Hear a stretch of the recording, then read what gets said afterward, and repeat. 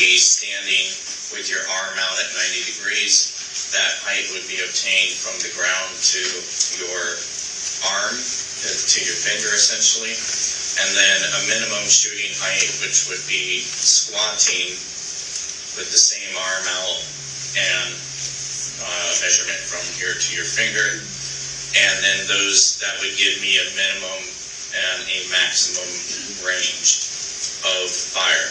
Once I have a minimum and maximum range of fire, that gets added into more trig to determine a minimum and maximum distance of that particular shooter. So it sounds like technical and it sounds boring and sounds whatever, but it's really important because based upon the trajectory of the bullet and the math that they do here, they can tell approximately how far the person was away when the shot was fired. But there's more to it. So with regards to this incident, were you there on scene? No. Do you know who fired the shots? No. In terms of the shots to the outside of the vehicle, are you aware that individuals are already dead when those were fired?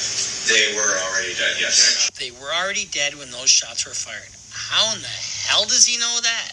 How does that play into your reconstruction?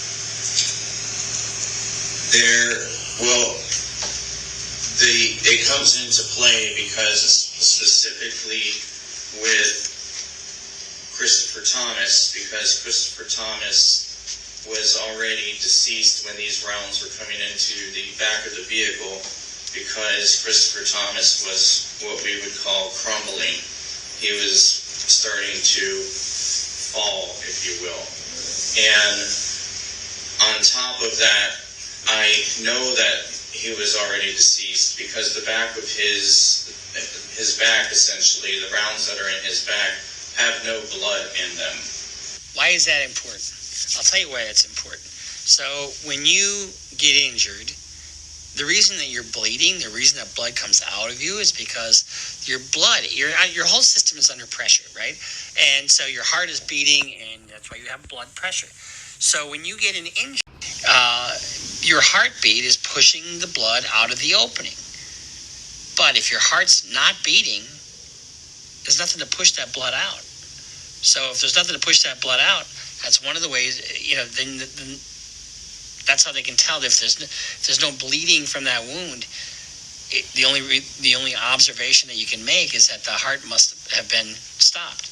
And if the heart's been stopped, with all the wounds that come from outside, it was not a drive-by.